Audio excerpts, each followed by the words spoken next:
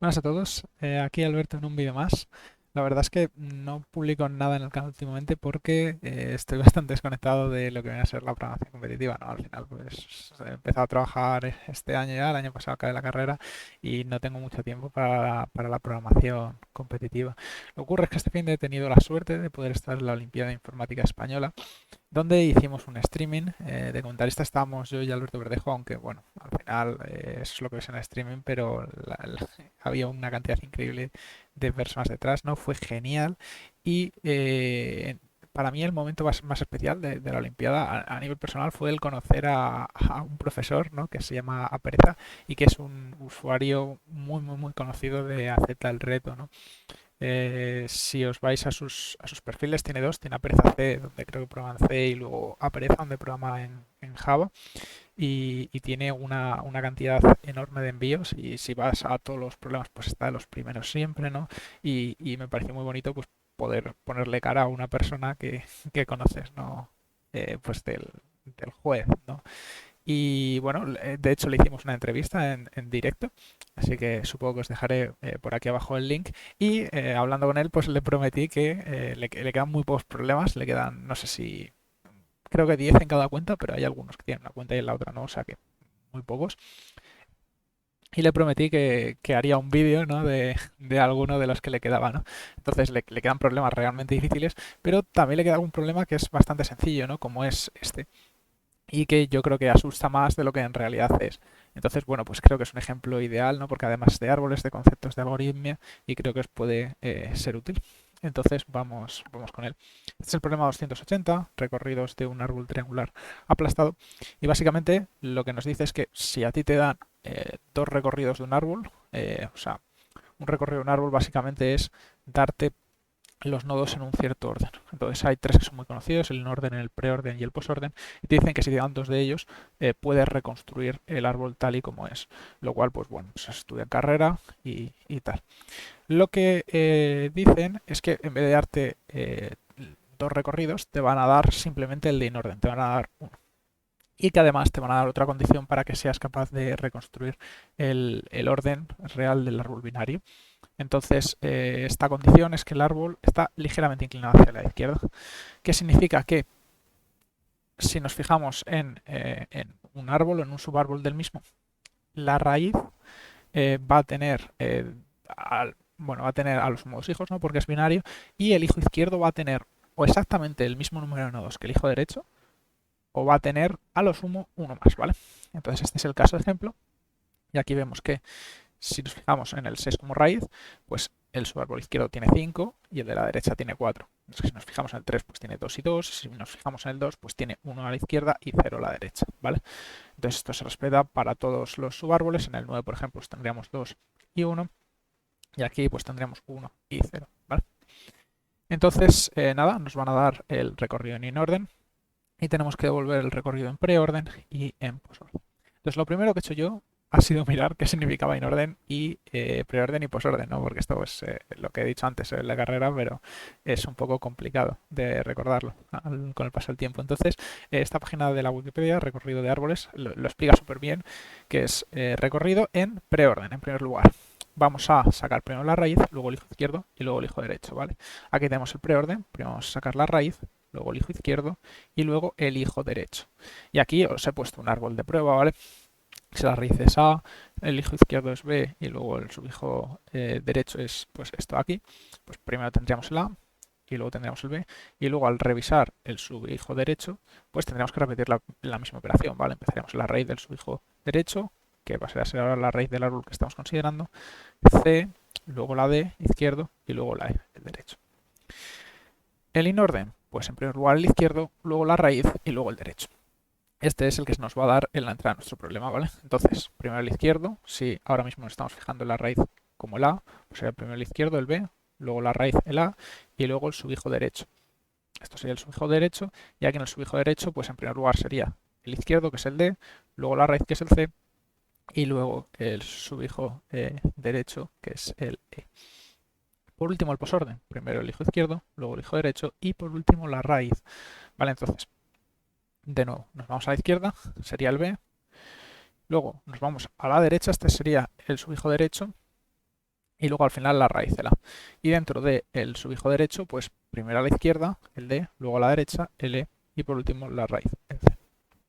Entonces, ahora mismo no solo hemos visto qué es, qué tipos de recorridos hay y cómo se diferencian cada uno, sino que además hemos visto que la recursividad es clave aquí, ¿sí?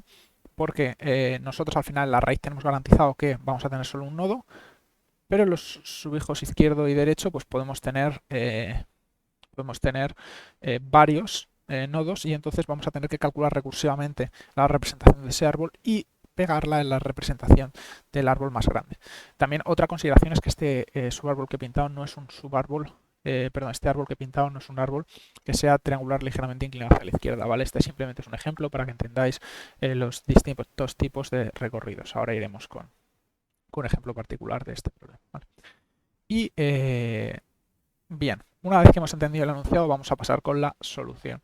Y esta solución se caracteriza porque la restricción de que el subárbol izquierdo tiene que tener con mucho un nodo más o los mismos que el derecho es una restricción muy fuerte y que sí que nos sirve para encontrar muy fácil cuáles son la raíz, el izquierdo y el hijo derecho. Entonces vamos a pasar al primer caso. Entonces el primer caso en inorden, ¿vale? En inorden recordamos que es primero el hijo izquierdo, luego la raíz y luego el hijo derecho, ¿vale? El primer caso es este aquí, ¿vale? 1, 2, 3, 4. Entonces, con las restricciones que nos han dado, ¿qué sabemos? Bueno, pues sabemos que el izquierdo tiene que tener a lo sumo, o sea, en este array vamos a tener un subárbol izquierdo, un subárbol derecho y vamos a tener la raíz, ¿vale? La raíz siempre va a ser un único. Y luego el subárbol izquierdo, como mucho, puede tener un hijo más que el derecho. Entonces, en este caso, claramente, esto aquí es el izquierdo, esto aquí es el derecho y esto aquí es la raíz, ¿vale? Entonces ya sabemos que la raíz la tenemos colocada, el sufijo derecho lo tenemos colocado, y para el sufijo izquierdo tenemos que repetir la operación recursivamente, ¿vale? Y la estrategia que seguimos es otra vez la misma. Tenemos dos elementos, pues sabemos que uno de ellos tiene que ser la raíz, y como el árbol izquierdo, el subárbol izquierdo tiene que tener un elemento más que el derecho, pues sabemos que esto aquí va a ser la raíz y esto aquí va a ser el hijo izquierdo, ¿vale? Y lo colocamos, chun, chun, chun, izquierdo y la raíz, ¿sí? Entonces, sabemos que a partir de este array, el árbol que corresponde es este, y ahora vamos a escribirlo en preorden y en posorden, y vamos a asegurarnos de que realmente sale lo que hemos visto en la salida, ¿no? Para ver que lo estamos entendiendo. Entonces, en primer lugar, preorden. Recordamos, raíz, hijo izquierdo e hijo derecho. Entonces, en primer lugar tenemos la raíz, el 3. Bueno, voy a escribirlo en negro. Luego el hijo izquierdo y luego el hijo derecho, ¿vale? Y dentro del hijo izquierdo hacemos lo mismo. Primero la raíz, luego el izquierdo y luego el derecho, ¿vale? Entonces vemos que 3, 2, 1, 4. Efectivamente coinciden, ¿no? Posorden. Izquierdo, derecho y raíz. Entonces repetimos. Aquí tendrá que ir el hijo izquierdo, aquí tendrá que ir el hijo derecho y aquí tendrá que ir la raíz. Y dentro del izquierdo, pues lo mismo. Primero el izquierdo, luego el derecho y luego, por último, la raíz, ¿vale? 1, 2, 4, 3. Vemos que de nuevo tenemos el mismo resultado. Entonces, ya tenemos la clave. Básicamente cogemos el array. Si el array tiene un número impar de elementos, lo que vamos a hacer va a ser seleccionar el central como raíz y aplicar el algoritmo. Y el hijo izquierdo va a ser los de la izquierda, los números de la izquierda, y el hijo derecho, los de la derecha. Y vamos a repetir el algoritmo para calcular el preorden o el posorden en esos subarrays que van a representar subárboles, y luego la raíz la insertaremos cuando corresponda. Entonces vamos con nuestro código. Entonces nuestro código, en primer lugar, lo que hacemos es leemos el array, y esto aquí todo es salido una vez que hemos calculado el preorden y el posorden. Vais a ver que el código es muy sencillito. Entonces, esta función lo que vamos a introducir es el array que teníamos como entrada. El pre va a ser un parámetro acumulador que al final va a tener el vector con el árbol ordenado en preorden y el post en postorden, y luego estos parámetros van a indicar qué segmento del array estamos considerando, ¿vale?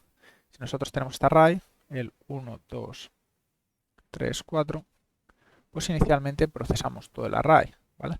Pero, como hemos visto, para el eje izquierdo, para estos dos primeros, vamos a querer realizar una llamada recursiva.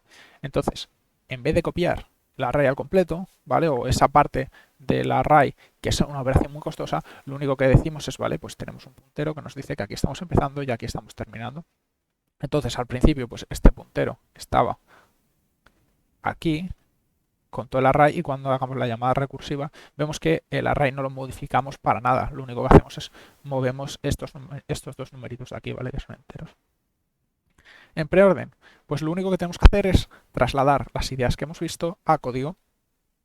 Entonces nos vamos, bueno, en primer lugar a este dibujo, ¿vale? Entonces vamos a empezar con el else y después veremos para qué sirve el primer caso. Y lo primero que hacemos es calculamos la posición de la raíz, ¿vale? La posición de la raíz es trivial. Si tenemos un número impar de elementos, pues cogemos el central, y si no, cogemos el central de los dos centrales, el que está a la derecha, ¿vale? Si echáis cuentas, veis que esta fórmula te calcula la posición central, ¿vale? Coges el inicial más el final, le sumas 1, ¿vale? Y lo divides entre 2. Este 1 aquí sirve para que esta fórmula sirva tanto para pares como para cuando el número de elementos son pares y cuando son impares, ¿no? Porque al final haces una división, que esta división va a ser entera, ¿vale? Y te vale para los dos casos. Echad unas cuantas cuentas si no estáis convencidos para que efectivamente os convenzáis de que esto funciona. Y raíz simplemente va a ser el elemento que está en esa posición, ¿vale? Aquí, por ejemplo, pues sería el número 3, ¿vale? Y lo único que tenemos que hacer ahora es insertar en el array pre, en el acumulador, los elementos en el orden que corresponda. Si estamos recorriendo en preorden, primero insertamos la raíz, que es lo que hacemos aquí, ¿vale?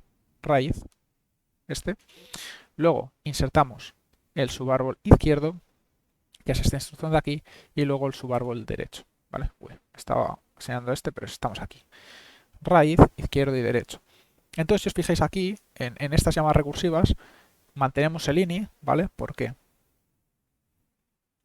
Exactamente este caso aquí, el inicial, cuando estábamos del 1 al 4, pues el ini estaba aquí y el fin estaba aquí. Ahora queremos llamar con ini el mismo, pero fin va a ser la posición de la raíz menos 1. Y el subárbol derecho exactamente igual, ¿vale? Vamos a posición de la raíz más 1 hasta el final. Y el caso primero, este caso aquí, es el caso base. Esto de aquí significa que nos hemos quedado sin ningún elemento y evidentemente pues si tenemos un array vacío pues no necesitamos reconstruir nada. Vale. Para el posorden es exactamente lo mismo. Al final el orden cambia, pero lo que hacemos es calculamos la posición de la raíz, calculamos la raíz y ahora metemos primero el árbol de la izquierda, luego el árbol de la derecha y luego la raíz al final, porque pues en este caso tenemos la raíz al final. Y por último, pues vamos a probar que efectivamente el programa funciona, ¿vale? Entonces, nada. Vemos que, pues, 1, 2, 3, 4 nos pasa 3, 2, 1, 4, que es este caso de aquí, y 1, 2, 4, 3, ¿vale? Preorden y posorden. Luego, para el siguiente, pues 3, 2, 1, 5, 4 y 1, 2, 4, 5, 3. Y para el último caso, pues un poquito más largo, pero podéis ver que efectivamente funciona. Y hasta aquí el vídeo de hoy. Espero que haya quedado claro el problema. Os dejaré enlaces en la descripción a los dos streamings por si os interesa y sobre todo a la entrevista, que yo creo que estuvo muy chula. Y nada, espero que os haya servido. Un saludo y hasta la próxima.